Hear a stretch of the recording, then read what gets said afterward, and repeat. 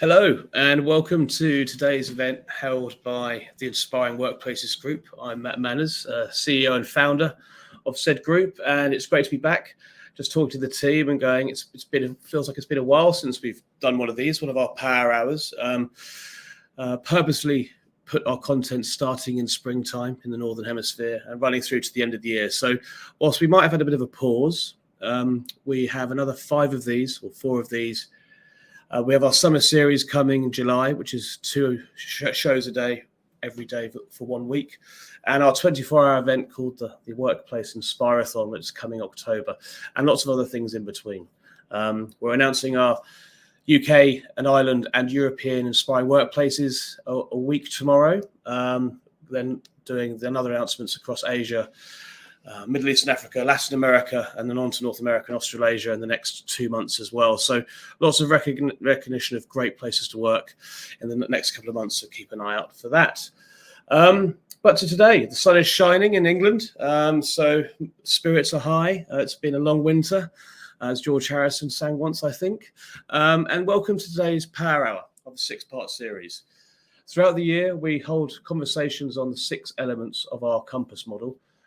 These are areas that we believe are integral to creating an inspiring workplace and people-first culture. Today's focus is leadership, and more specifically, transforming leadership in the digital age. Thank you to our 2 sponsors, Mindset Management and Fidelity Consulting. The way these 1-hour events run is we have 3 storytellers, short storytellers with differing viewpoints, and then a conversation at the end, trying to bring those views together or maybe exploring things that we've discussed. And that comes to close to about an hour.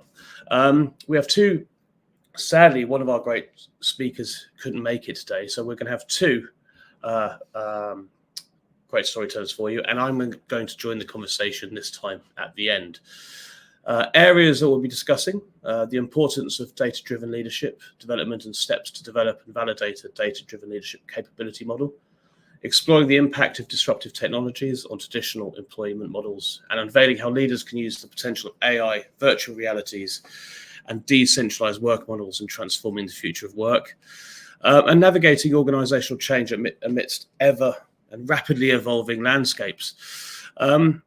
Before we get to our first speaker, I thought I'd throw in my tuppence worth, as we're down a storyteller, throw it into the mix, and also mention that our Inspiring Leaders Awards are now open for entries this year, so go check them out on the website.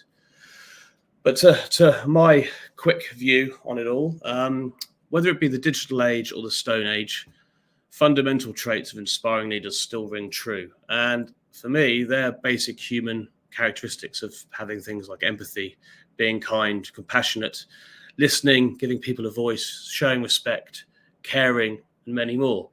And these actually have been echoed by a lot of our guests on our podcast when we ask what's the most important trait in a leader. Usually they always come back to these basic human principles. These words at first glance, and for those that are trying to get the boardroom to listen, they might appear fluffy.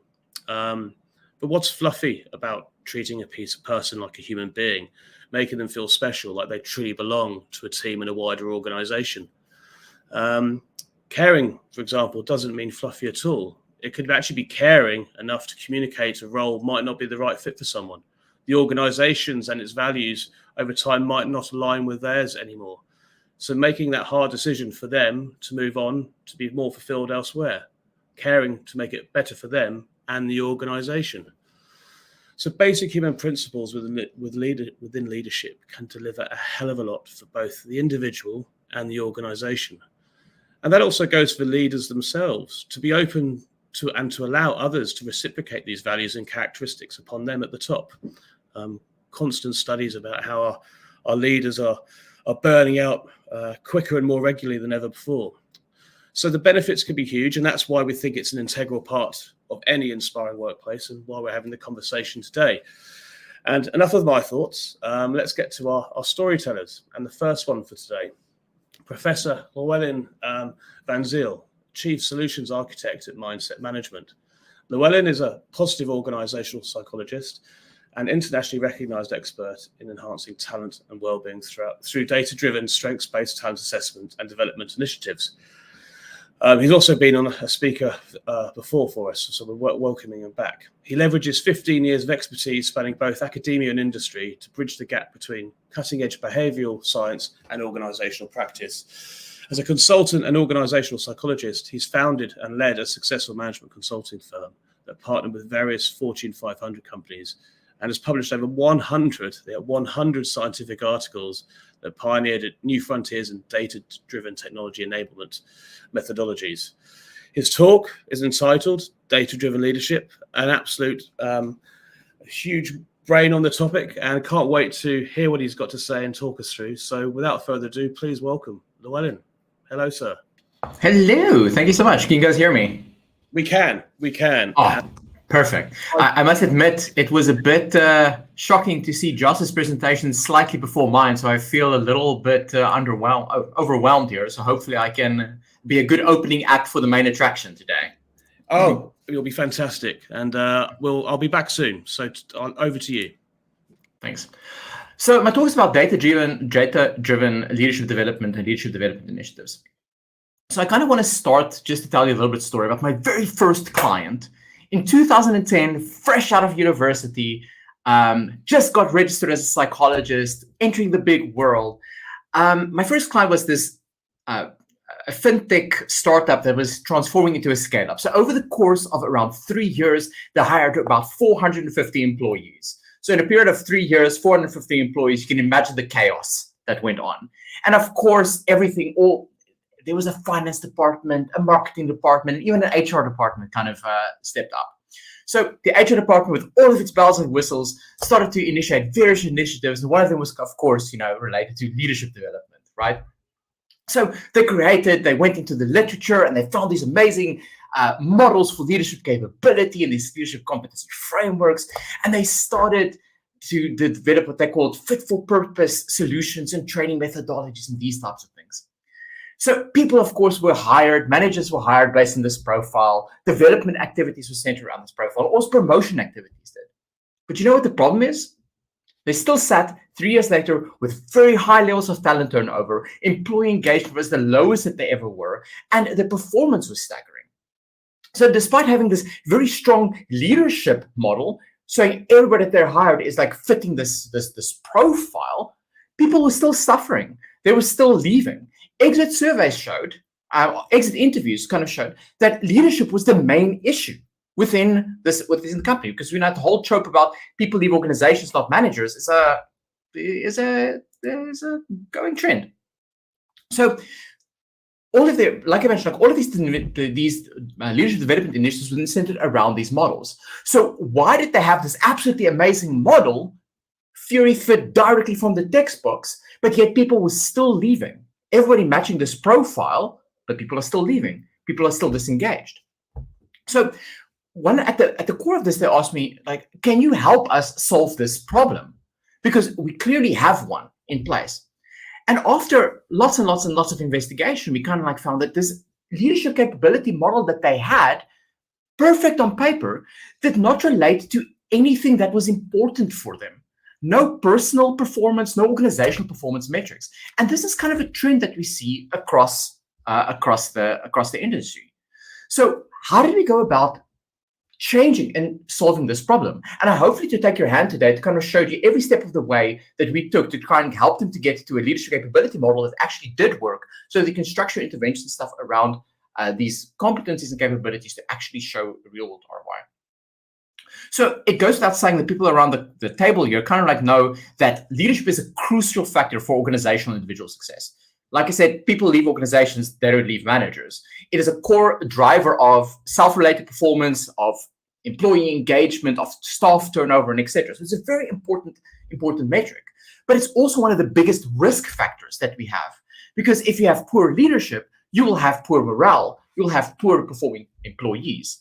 We kind of see from our research that when if a leader actually invests in the development of their people, they tend to exhibit a lot more pro-social behavior. They tend to give a lot more of themselves.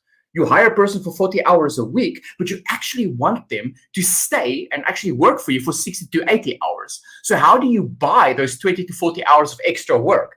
Not by pay, because you can't afford it, but by having supportive and empowering leadership in that way. So it's therefore not surprising that if leadership plays such a big role, that companies spend billions and billions and billions of euros or pounds to develop leadership and leadership capability. There's so many programs out there, but yet we kind of like see across the board, very little of these programs show any returns. And there are a couple of factors that play a role here. The first one we kind of like see is that these things are really ineffective.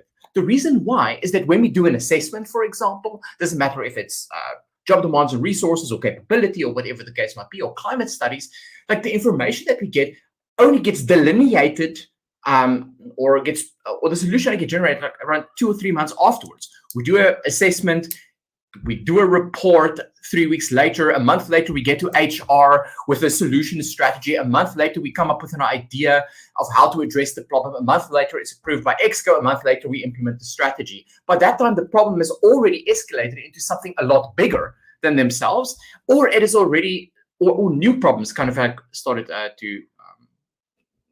to occur. So it's ineffective and retrospective.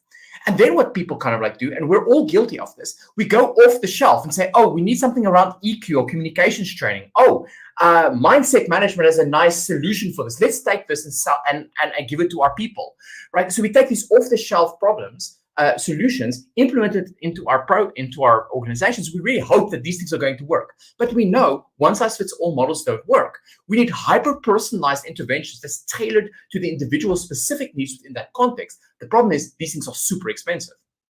The third aspect we kind of like see is that the leadership capabilities and leadership behaviors that we've identified in our leadership development models, they do not predict any substantial performance metric within our company. So we kind of see we've got this model, but we don't really know, does strategic visioning, does this affect sales performance? Does it affect revenue growth? Does it affect profits? Does it affect even cost reduction initiatives? So we kind of implement these leadership processes without knowing that actually affect things that are important for us. And therefore, if you implement something around these and train people around it, it's not going to have an effect on your bottom line, right? So this is kind of the last thing we see.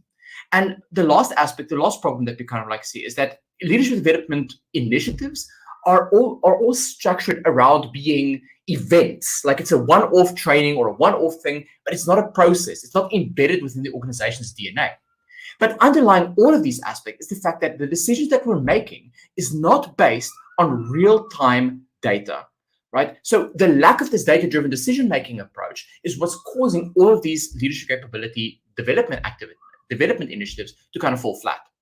So this brings us to data-driven leadership, data-driven leadership development. So what is this? So data-driven leadership is a technique or approach where we utilize real-time data and advanced analytics to try and identify the specific leadership capabilities that directly affects and predicts indicators of performance within our context. Based on this model, if we know exactly what these things are that predicts our performance metrics, we design hyper-personalized interventions around these capabilities in order for us to ensure that we actually improve our revenue growth by addressing the things that's really important for us. So why is this important? There are 6 things to kind of like see. Data is always at the fundamental, the ground level of all the decisions that we kind of like make.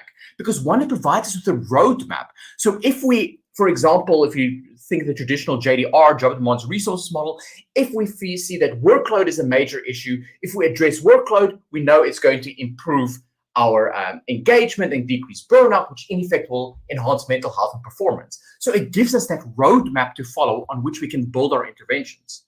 If you only have 100 euros, if you're limited in your resources, it helps us to optimize the money that you do have to get the higher return on investment for the initiative that we initiate.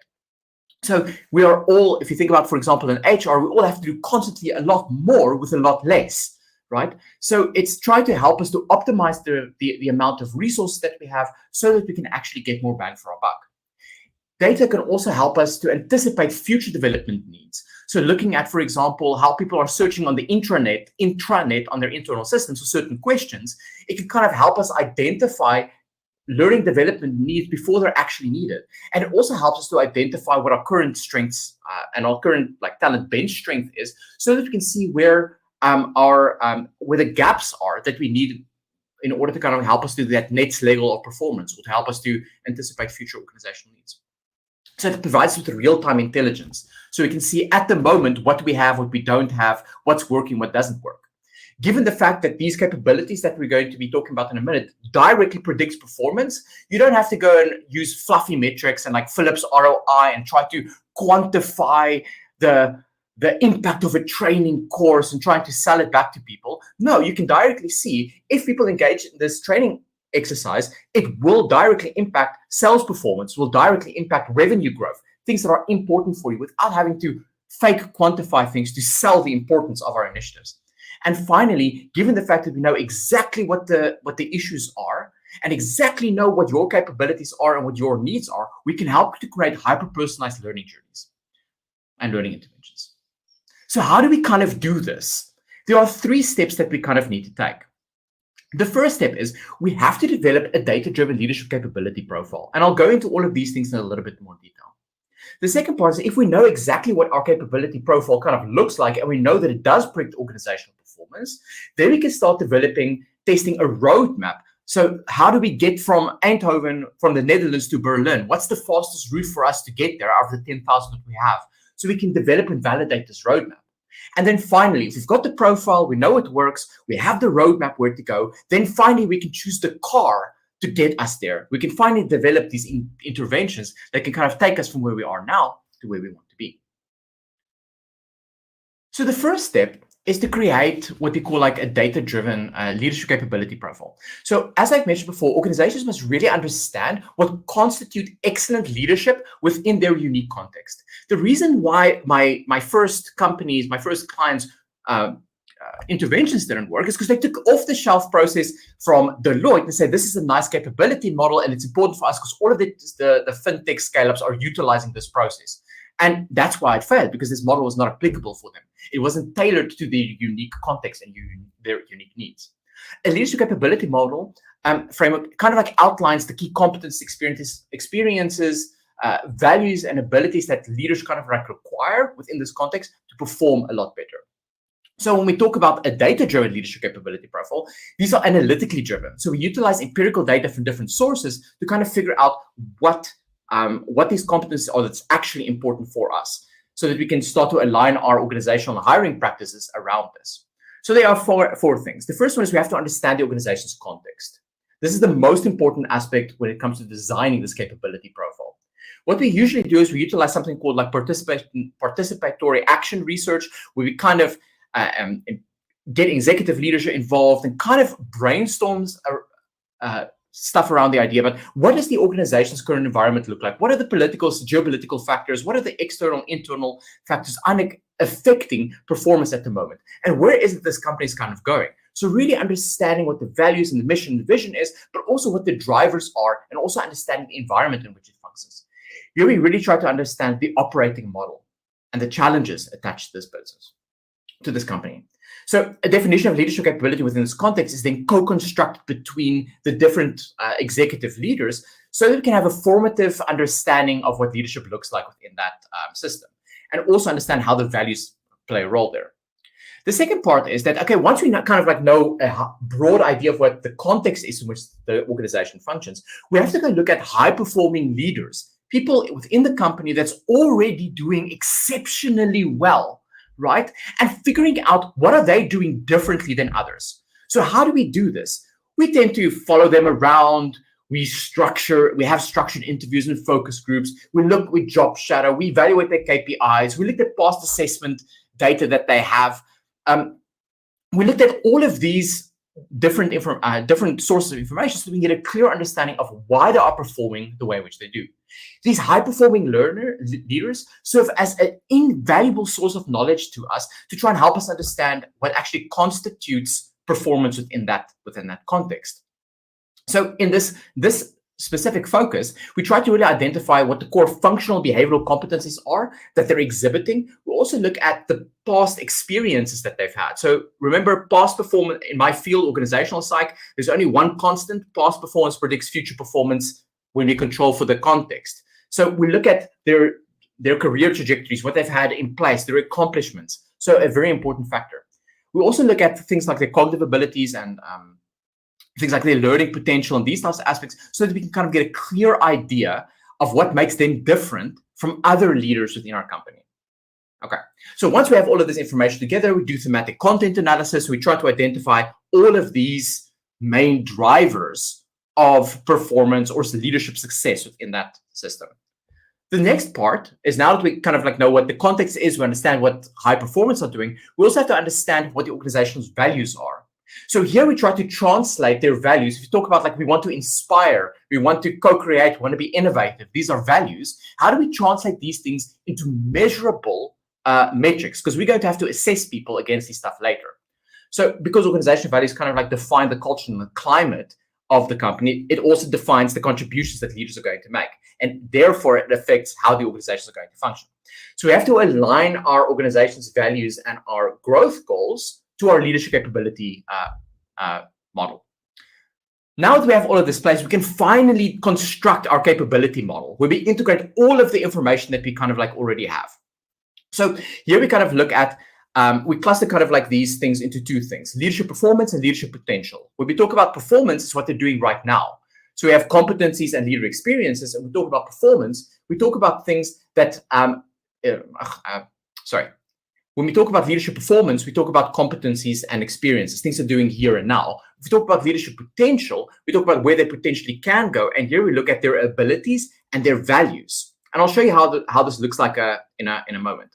So once we have this in place, we should transform this into like quantifiable metrics and actually measure this this model of capabilities on a small sample of leaders in our company. So whether we do interviews with them, whether we run them through simulations or psychometrics or so on, we have to figure out how to measure our capability model, and then predicting these things and regressing these things on important company performance metrics. So for example, hard and soft business metrics. So for example, like revenue growth is an important thing, profitability, cost of capital. So we figure out these are the important hard business metrics, financial metrics, and see if our model actually predicts these things. And then figuring out how to optimize our model so that we get to the main 4 or 5 aspects in each one of these categories that actually predicts it.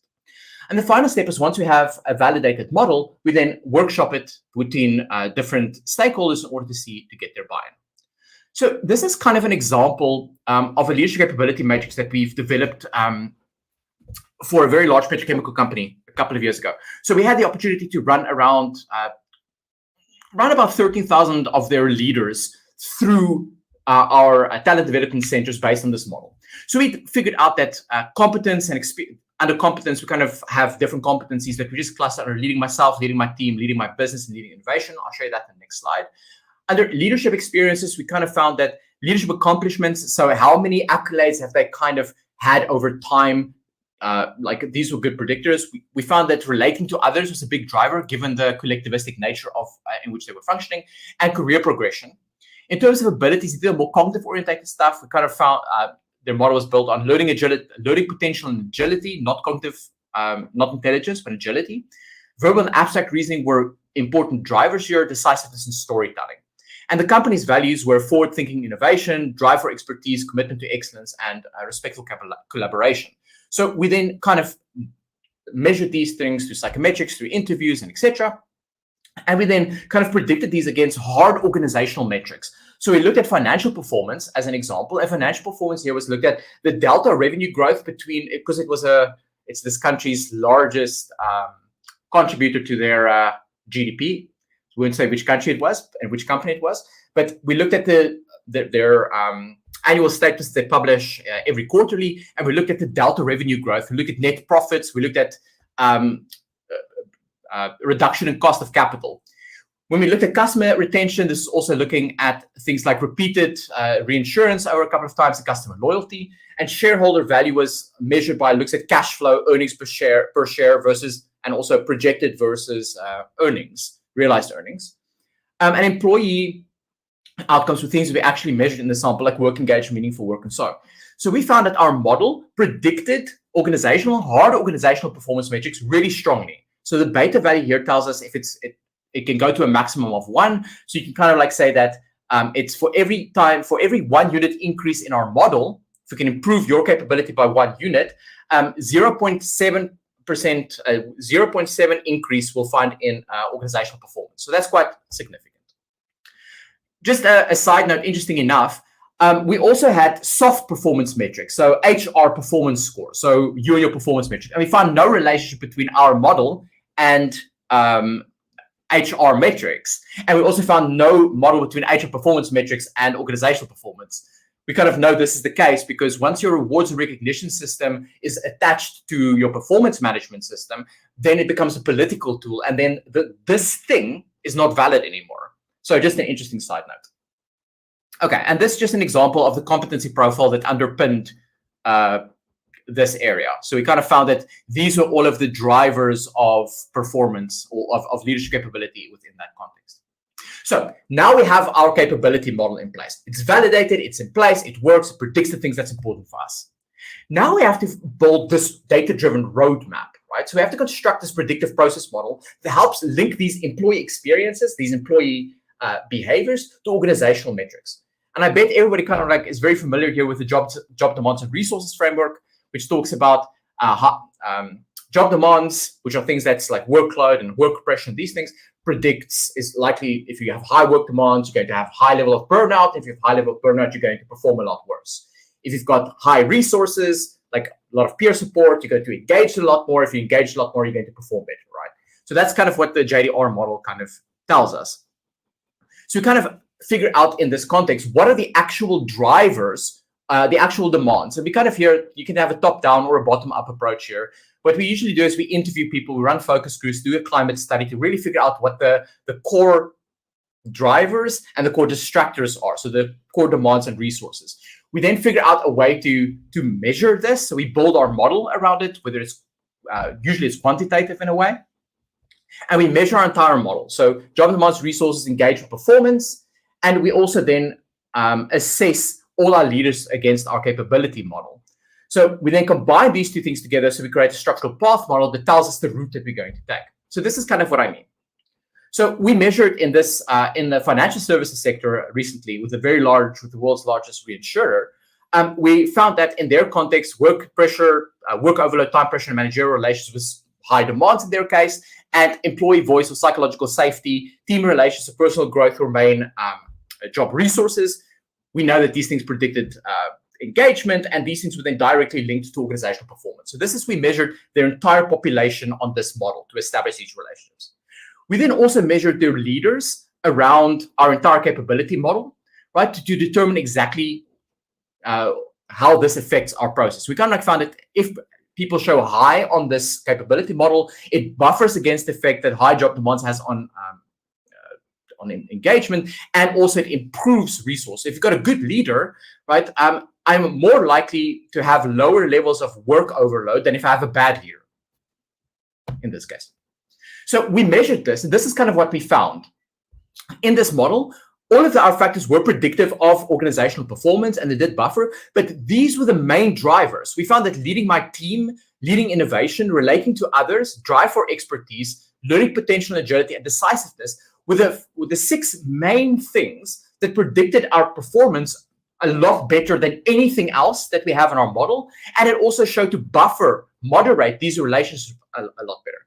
We also found that the workload and managerial relations were the main drivers or distractors from engagement, and also employee voice. So now that we have our roadmap, we know exactly, in order for us to improve performance, we have to decrease workload, improve managerial relations, and improve our psychological safety. How do we do that? By targeting these specific aspects, if that makes sense. So once this is in place, we started to create hyper-personalized leadership development interventions around these things for each individual leader within that company. So what does this kind of like look like, right? So the third step is then developing these hyper-personalized leadership development interventions. Hyper-personalized means we have interventions that are directly structured against what's important for you, and figuring out ways to kind of track this over time. So they are, I know I'm running out of time here, but the first one was to identify and target these main drivers, which we kind of like did. So we figured out what these things are. We figured out what the important stuff are. We looked at your individual needs. So we assess you. If you are a vice president, we assess you against the president's capabilities to get that gap between where you are now and where you want to be, and also figuring out where do you want to go. Do you actually want to be a president, or do you want to stay where you are? Do you want to be a specialist? And what are the things that's important for you? So we look at your individual needs. We also look at your way of learning, because different ways of learning, different techniques and skills you need to learn, lends themselves to different learning styles. So by incorporating this, we create a variety of interventions that's directly tailored to you. So for you specifically, we see, maybe you need global experience. So actually, instead of training, you have to go spend a month in marketing, a month in finance, a month in a international context. You get the exposure that you kind of like want. So based on your model, based on your path specifically, we start to create content. And then we continuously track this over time. So we implement these things, and we constantly support you through each step of this developmental cycle. So yeah, in conclusion, it's really important for us to understand that data should be the center point of all of the decisions that you make, and that it kind of needs to drive your leadership development and leadership assessment kind of like models. If these things are not placed, you're just like throwing farts into the wind, as they say. So with that said, thank you very much. Thank you so much, and what a great phrase to finish on. So much to unpack there. A few questions for when we finish, and I think as well people should get in contact with you directly, because there are a lot of questions I'm sure people have on that model as well. And so we'll come back and speak to you shortly. Thank you. So to our next guest, next storyteller, somebody I met in Las Vegas, of all places, for the first time, a person that has inspired me and a lot of other people around the world, from the moment I met him to what he's doing right now. And let's get to that. So Josh Dreen, co-founder and senior partner of Work3 Institute. The Work3 Institute AI workforce. Let me start again. So Josh is co-founder and senior partner of the Work3 Institute, AI workforce advisor at the Harvard Innovation Labs, and co-author of Employment is Dead, which is coming soon. So definitely keep an eye out for that book. He is an HR transformation AI expert who marries Web3 technologies with workplace strategies. As co-founder of the Work3 Institute, a research and consulting agency focused on human-centric digital transformation, Josh's aim is to help companies thrive in the rapidly changing world of work. And has a real voice on that matter. So again, can't wait to get to it. Josh's work has been featured in Harvard Business Review, Forbes, Fast Company, The Economist. He's made appearances on the Today Show, NBC, Fox Business, and he speaks internationally to bring workforce trends to digital-first leaders. Josh earned his undergraduate degree in psychology and a master's degree at Harvard University, where he incubated and sold an HR tech startup, which is where I first met him in Las Vegas, which was pioneering sentiment analysis in real time. Real voice on this matter. So I really hope you enjoy what he's going to talk about. And his talk is entitled Future Shock. Is traditional employment dead? Unveiling the era of AI, virtual realities, and the decentralized work revolution. So welcome, Josh. Thank you. Thank you so much for having me, Matt. It's great to come full circle in a way here. But it is absolutely fantastic. Shame we're not in person, but the modern world, as we're about to talk us through it, probably no better segue into your talk, I imagine. So I'm going to leave you to it.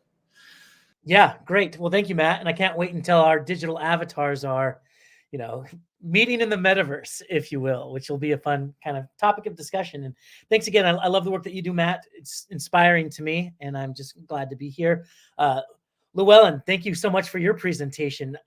Those of you tuning in, there's one thing you can't say is that he is not passionate about his field of study. And I love that Matt referred to us as storytellers. Isn't it so interesting to see what Llewellyn did with taking these large sets of data, people analytics, and telling a story? That is what we're trying to get to. And I loved how that story tied back to what Matt said at the beginning about principles, right? That we learned that our benchmark data actually proves that the principles that we've been talking around empathy and innovation and treating people with kindness, all of that is what it means to lead with data first. So thank you so much for your presentation. I'm really excited to chat with you today. I have a confession to make. I spend a lot of time on TikTok, and it's not just the algorithm incessantly putting content in front of me that it thinks I will enjoy to keep me there late at night scrolling, doom scrolling, if you will. It's mainly because I think it is an amazing additional data set for sentiment analysis among employees. Employee engagement, or as we like to kind of evolve into employee experience, is what I'm obsessed with. I love talking about employee experience. I love getting into the weeds with the data and understanding how employees are feeling right now, especially in today's modern workplace. And I'm curious, on a scale from 1 to 10, if I were to ask you all in the audience, how are employees feeling today? How are they enjoying work? What your response? I mean, we're here live. If you are live with us, go ahead and drop it into the chat. I'm curious to see what you think. How happy are employees? How engaged are employees in the workforce today? It's fascinating to get on TikTok to match the data alongside these viral videos that are getting millions and millions of views of employees sharing their experience, either getting laid off with all the layoffs that are happening right now, or trying to understand why they would work 2 jobs just to make a living, and why the model itself seems to be crumbling around them in a way. It's really fascinating to put yourself in their shoes and understand what they're feeling. I know that I can say that. I feel like I just need to prove it real quick. And Llewellyn's dropping it right now. I'm so glad that you said this, because this is very much my next slide. He says, Gallup studies show that it has stayed the same over the last 15 years around engagement, but performance seems to increase. Fascinating. Literally just came out last week.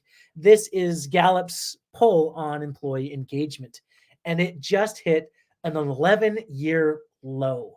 Pretty much the lowest it's ever been since they've started tracking it. And just to put it into context, imagine how unhappy and unsafe and chaotic employees felt at the height of the pandemic. And right now, they are feeling more disengaged than at that point, which is fascinating. Younger workers feeling a greater drop in engagement than other generations, something really important to note. Americans are unhappier than they've ever been in years. I know this is an international presentation, but it kind of gives us a painting of how behind we are when it comes to employee engagement compared to the rest of the world. I think especially where you are, Matt, there are organizations who are crushing it. 1 in 2 employees are open to leaving their organization. If you ask them, would you be open to leaving your organization? Half of them are like, yes, I can't wait until we get through this quote unquote recession. Like right now, we are in an employer's market. We saw the pendulum swing from the Great Recession, where it was an employee market where they had plenty of options, where we saw unhappy employees leave their employment for other opportunities. Swinging over today to where it's really hard to find a job. Employees are getting laid off. If you're in the recruiting space, you're seeing it, how potential employees now have to submit 100. They used to submit 100 to 200 resumes. Now they have to do 600 to 800 resumes, even to get an interview. So regardless of if you are doing employee experience design or not, employees are waiting for their moment to leave. And that kind of talks about trust. How much do employees actually trust their organizations? This is a study done by HBR, and you can see kind of the gap here between men and women, which is an interesting way to look at it, as well as looking at frontline employees.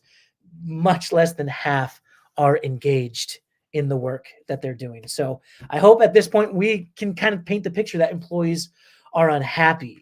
And that affects the bottom line, because the research shows that 34% of an employee's annual salary is lost because of their disengagement. So that leads to $7.8 trillion in lost productivity a year. That's so big a number, I feel like it doesn't mean anything to us. If you really want to do a simple equation, just look at how many workers you have. About 79% of them are disengaged, according to this survey. So just take 79% of your workforce. How much money, 34% of their income, are you losing because of lost productivity? So it's a big deal. I know right now, HR, your hands are tied in a way. We talk about employee experience design. We talk about being empathetic. And then we have to do layoffs. And then we have to put our initiatives on pause because leaders probably aren't as interested right now in doing these initiatives when they have the upper hand, seemingly. But employees are taking notes and they are watching and they are going to jump to another opportunity, not just to another opportunity for work, another form of employment. They're going to jump to a Web3 model of work, which is what I want to talk to you about today. And that's kind of talking about our book that's coming out. Matt mentioned that a little bit. Deborah Perry Pashoni is my wonderful co-author. She's an incredible author. This will be her 5th book. She's a New York Times bestselling author. And we have spent the past 3 years researching emerging technologies and how they are going to revolutionize the way that we work. It's a very provocative title, I will admit. When we say employment is dead, some people are like, yes, that's great. We don't need employment anymore. Others are like, does that mean that the robots are truly coming for my job?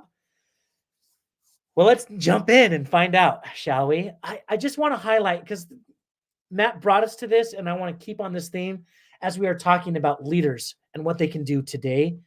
These are the 10 operating principles of Work 3. We call it Work 3 because it is a new model for work. This is beyond traditional employment. The whole premise of the book is that traditional models of employment are outdated. They are no longer serving us. When you look at some of the tools that we've created over the years, maybe a 9-to-5 schedule, you have to be in the office at this time, instead of tailoring, an individual's work schedule to meet their needs, or even the tool of having a manager. A manager's job is to oversee a group of individuals who are supposed to complete tasks. And if we're not completing tasks, then we're not being productive. Well, that model doesn't serve us anymore because we need to be agile more than ever. We need to move quickly and innovate. And if we have these tall hierarchies with layers and layers of approvals, it's hard to get anything done. It's hard to move fast. And so I'm going to share some examples, but I just want to tie it back to what Matt said, that these are the operating principles of what employees need in order to be happy and engaged at work. And so I want you to ask your question as I look at a few of these examples, and we're going to fly through these. But as you look through some of these principles, can you offer your employees this? Or do you feel like you're stuck between this like power dynamic of, well, we really can't because that's just how our company wants to do it or how our leaders want to do it? If there's a misalignment between the modern needs and wants of employees and what workers are and what employers are forcing employees to do, they're going to leave. Why should they work for you? Why should they care? So let's just highlight 3 real quick. The first is flexibility. Can you offer your employees flexibility today? Return to office. It's a huge problem right now. I would say problem. It's not necessarily a problem for each individual organization, but there is definitely a subset of leaders who are very interested in returning to the office. There's a large group of employees who don't want to return to the office. And when you look at the reasons why, employers say it's because we can't be creative, we can't be innovative if we're not in the same room together. And employees, and the research is showing, like, productivity is kind of the same. I don't have to commute. I get to have a little bit more flexibility. I work late at night. I love opening my computer and working. So why should I commute to the office, spend all day there, come home, have this much time to spend with my family, and then turn my computer on at night? I would love to have a little bit more of that flexibility. And so what we're seeing is that companies who are jumping from a Web 2 model, which is simply work as it stands today, to a Web 3 model, which is decentralization. How do we give you some of these elements, some of these operating principles in order to work in ways that make sense to you? This is what companies are doing. They're individualizing schedules. They're allowing you to go to the gym in the middle of the day so that you can get your errands done. You can have that balance. And then we know you're going to log in late at night, or people work well in the morning. So being flexible on how you work and where you work. Chrono working is kind of a term that's taking off right now. This is kind of the idea of dropping the 9-to-5 requirements and working according to your circadian rhythm. And virtual offices. The big argument is that we need to be together because we're isolated and we're not together when we're just on Zoom, when we're just on Slack. I would argue that Zoom and Slack are not a workplace. They're just tools that we use to work. We need a workplace, and that's very much the metaverse, right? We have a virtual office where your avatar can come in, you can hang out with your boss, you can run up to a coworker and get an answer real quickly. these are the types of flexibility that some companies today are offering. For instance, August is a great example. They are fluidly blending work and life together as this kind of Gen Z-led company. Ownership. Can you give your employees ownership over the work that they're doing, or are we bound by our contractual obligations? Meaning, employee, you are just supposed to do this much work within the bounds of your contractual obligations. And for me, like, I will pay you this much. And it's just this like contractual thing that we're doing. And there are certain employees who are generating massive amounts of value for organizations, and they don't see any of that coming back to them. So ownership is this idea of making employees actual shareholders. This is a radical change in our current structure of work, that there's a few centralized shareholders who are earning dividends and they're making decisions, and workers just have to implement.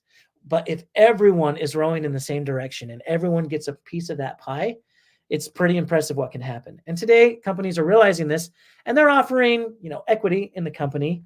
But imagine a world where that equity is not just arbitrary. It doesn't just vest over 3 to 5 years. It's the projects that you take on and the value that you generate for the company. A portion of that belongs to you. Imagine the engagement that would drive. Having them make decisions through governance tokens. Essentially, we can distribute tokens. This might be a new concept for you, but what's happening in a Web3 DAO, or a decentralized autonomous organization, is every one of the core contributors gets a certain amount of tokens depending on how much they work. And then when a decision arises, instead of one person deciding which direction we need to go, everyone who has tokens gets to vote. And it happens immediately on a tool called Snapshot. And then when the decision is in and the percentage leans towards one decision, the company just goes. Imagine the decision-making process where you can make hundreds of decisions based on the collective decision-making process of everyone at the organization.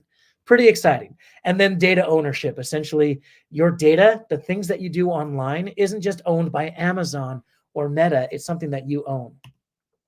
Roblox is a great example. I'll make sure these slides are available if you're interested, but in the interest of time, let's just kind of move through.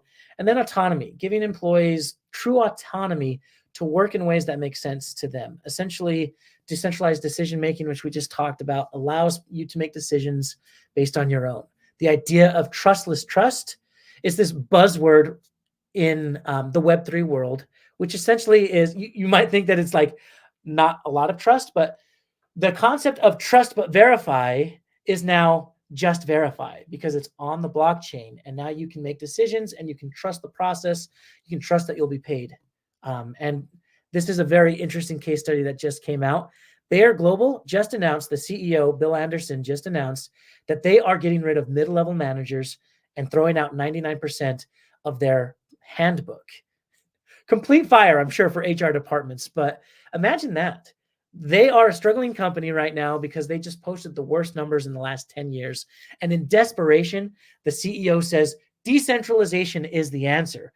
We have too many layers of the hierarchy. So let's just focus on the employees on the front line. Let's give them the autonomy that they need to go out and work in ways that they have learned make sense, and giving them the power to do that.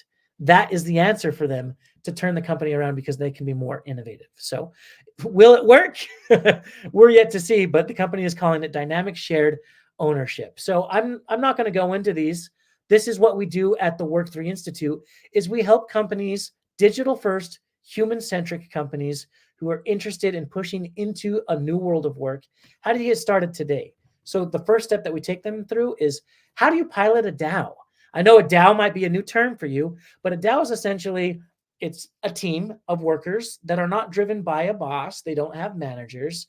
They move forward as core contributors. I would love to share with this on how you can set up, determining the scope and clarify the roles, choosing a platform, developing smart contracts, distributing tokens, establishing a voting process, and measuring success. This is the work that we do at the Work3 Institute. It is very much marrying emerging technologies like AI, DAOs, and smart contracts, and matching it to your workforce strategies, and all with the aim of helping increase the engagement at work, because a happy employee, an engaged employee, is a productive employee. We've been saying that for a long time, but there are structures in place of traditional work that are barriers that we can't overcome. And the only way to get past it is to start to embrace some of these emerging technologies to give ownership, flexibility, and autonomy to frontline employees. I'd love to keep in touch. So that's my LinkedIn. Go ahead and scan that and let's be friends. I found you, Gregory, Llewellyn, we're friends as well on LinkedIn. So I'd love to keep in touch. But with that, I will turn it back over to you, Matt, for our discussion. And so just want to see, is Llewellyn as well here, Amy, or we're fantastic. I am available. Well, they always say using your brain exhausts you. I'm exhausted. There's a lot there, you two. Thank you so much. Very different. A lot to pick up, really. I guess as you just finished speaking, Josh, decentralized Web3. What do you think the key attributes of a leader looks like in this new world?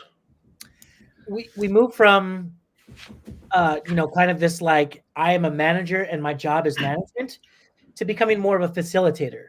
It's not my job to tell people what to do. It's my job to give them all the resources that they need, especially decision making, and to almost manage the smart contracts instead. So if there's any issues that might arise or something's not working properly, you're behind the scenes making sure that people can do their work. But it really truly is giving more power and more authority and more autonomy to those frontline employees. So you're not a manager, you're a facilitator.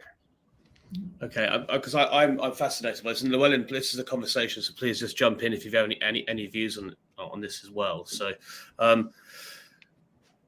I suppose the next question to that is, I'm very much a supporter of the 10 operating principles, autonomy, ownership, flexibility, and upskilling. There seem to be grouped there, and then partnership and community. There's another traits and attributes coming from those. But are the people entering the workforce, the people in the workforce right now, equipped to be handed more autonomy? I'm just trying to play devil's advocate right now. Is that what people want? I mean, I love talking about this because when you look at Gen Z coming into the workforce, yeah, you're seeing the generational divide so clearly. And it's these leaders who are like, they are ill-equipped, they are lazy, they are not ready for work. I literally just had a conversation on my LinkedIn with someone who's like, leave your emotions at home. Do not bring them to the workforce. And Gen Z's like, why? Like, this is ridiculous. Why? That doesn't even make sense to me. And so, like, my generation, millennials, we just got to the workforce. We're like, what is this? And we complied. Gen Z is pushing back on that. And so I think we definitely got to figure this out, because they're going to see, an opportunity to be a freelancer and not just being on Upwork or whatnot, like leveraging AI to determine your skill set, to go out and find bounties or projects for you. And now you're working for several DAOs. All you have to do is pull up the app. All you have to do is like click work with people that you love, stay very much in your skill set. And you don't have to deal with all of the bureaucracy that comes with corporate America. That's very, very attractive for the younger generation. Well, and where are we? Like, you just have to comply. You just have to do it our way. And they're like, no, not doing it. And this is something that Matt, I just want to just jump in there. Just maybe a comment. I don't think autonomy by itself is something that is unique to the need for autonomy. Is something that's unique to Gen Z. If you look at across the board, even like there are no generational differences in the needs for autonomy. We all want to. If you look at self-determination theory, we always have an inherent need to do what I want, when I want, how I want, for how long I want. We all have the need to feel connected and related and feeling that I make a contribution in terms of my social context. We all have a need to feel competent. I think there's a shift in terms of the nature of work. And there are generational differences where you kind of like see in terms of employment statistics, a lot more Gen Z oriented people are self-employed, right? You kind of also like see from the organization's perspective, that's also a case where it's easier to just hire in the specific skill that I need for that specific amount of time that I need it, and then let it go. That whole lean-based design principles. So they kind of like estimated by the year 2035 that there will be more freelancers in place. There will be more people working for themselves than there are full-time employed people. And I think there is the challenge for us. It's not about autonomy itself or whether they're prepared or not. The needs are there, but it's how do we manage it from both sides, from the organization perspective, but also from you as a potential young guy going into work for yourself. Well, I think that lends itself to a good next question. Is we talk about belonging, being connected, community, partnership. If you're working for multiple DAOs, say, and we saw that in the rise of that during the pandemic, when people were working remotely, they were being hired by multiple organizations for the first time and delivering projects on their own time. How does an organization connect with those people, align it with its values, and create that sense of community and belonging if the future looks like we're going to be working for multiple organizations? I had the privilege of working for 3 places at the same time during the pandemic. Doing consulting work on the one end, working for the Technical University of Eindhoven, and also working for the Potential Research Program in South Africa. So I had 3 jobs. And it was really interesting for me to see how the different companies approached belongingness and how to keep people connected. Yeah. Technical University of Eindhoven left us. I got a letter with a chocolate in my post box every couple of weeks, say, oh, we're grateful for the work you do, etc. Never saw my managers, never saw my colleagues for like 2 years straight. The consulting work, we kind of like that. Here we kind of felt like there was like these weekly meetings, but it was more not just about meeting, it was about really like sharing what's going on and really have a genuine interest in what you were doing, and also the challenges that you kind of like have. And the Northwest University had this whole site. I can't remember what the platform was, but it's had these virtual offices where your manager would like go in and out of your office every day, just kind of like check in with you. So I think that was kind of like a way. It's that connectedness where I'm feeling like I am being seen, I am being valued, and people are taking notice of me. Josh, any views? Yeah, I do. I love that, Llewellyn, and I appreciate you sharing that. I like to look at it from how the younger generation is already connecting in virtual worlds. When you look at my son play Roblox, for instance, he's 7 years old. His neighbor friends will run over to the house, knock on the door. Hey, are you home? Can you play? He's like, yeah. Shuts the door and goes back home so that they can get on their devices because they play Gorilla Tag on their VR headset, or they're playing Roblox where you go into these worlds. And it's already happening, right? My son goes into this world. There's 3 games. Everyone in the world in that little space gets to vote on the game. It executes immediately on a smart contract. And then they complete the mission, if you will. They will go and they will do the work. And it's quick and it's efficient. And if he has fun with these friends in this world, they'll jump to another game, or in this case, another project, another work project. And so their brains are already being wired for this. They don't want to be in one organization tied down. Mm-hmm. You have to do it our way. You have to wear our brand. You have to do it like us. It's very much, I am a freelancer. I'm a bounty hunter, floating in the world, taking on projects and doing work that I love in a different, I wouldn't say less structured. It's a different structure. It's more self-organized. Yes. And that's the autonomy, right? Well, we're coming close to the end of the hour, and I think we could easily spend another hour on this. I've just got so many questions firing off around my head right now. I'm going to bring it back to the stat that you both referred to in one way or another. Is the Gallup poll. Now, we're big fans of Gallup, but that score has been the same, like you say, for 20 years, no matter where you are in the world. The needle never moves. So is it a realistic measure? Should we be paying attention to it? And is there can we move it? Can this needle ever be moved? Or is that just basically human nature where we're saying this is as many people in any organization are going to be really truly connected and engaged in the organization, or so I just wanted your views on that.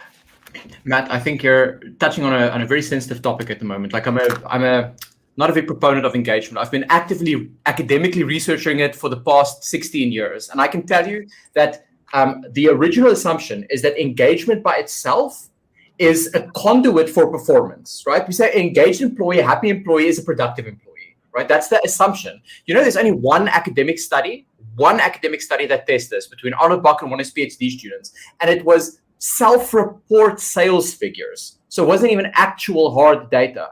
Right? So we sit with this problem where now organizations are driving engagement, but engagement we see in the practical sense, there's very little overlap, if any, with actual hard performance metrics. So I have a data set of around 28,000 people, and we link this to hard organizational metrics, and we kind of like see that there's little to no relationship no variance declared, no significant relationship between these factors. So now engagement has become the factor that's being driven as a KPI instead of where it's supposed to be driven as something that we can measure that actually helps us improve something else in the outcome. So engagement by itself is not a very good indicator of functioning. And you mentioned the Gallup poll as an example, and it's a very good example. Because over the past 15 years, it's not hitting lows or highs. It's statistically significantly there's a non-significant difference between the ups and downs over time. But yet we see all-time highs on the stock market. We see all-time highs of profit. We see all of these external indicators of performance, but yet engagement stays the same. And why is that the case? I'm curious. Well, like I say, it raises lots of questions, and I agree with a lot of what you've just said. Then, any views on this, Josh? I mean, this could be another hour on its own, just this question. But yeah, I do just want to let that question, percolate a little bit, because employee engagement was designed on the heels of discretionary effort, which is how do we get the most out of our people so they can be more productive for us? Yeah, we don't even consider the employee. So if you want to do engagement or employee experience better, you need to bring them to the table and you need to ask them what they really want, and you can't discount it. If you say the same things we say to employees, to customers, sorry, we're not going to give that to you, they're going to go somewhere else. Why would we not expect the same of employees? But that's a good metric. You're not going to, as an employee, you're not going to treat your customer worse than your boss treats you.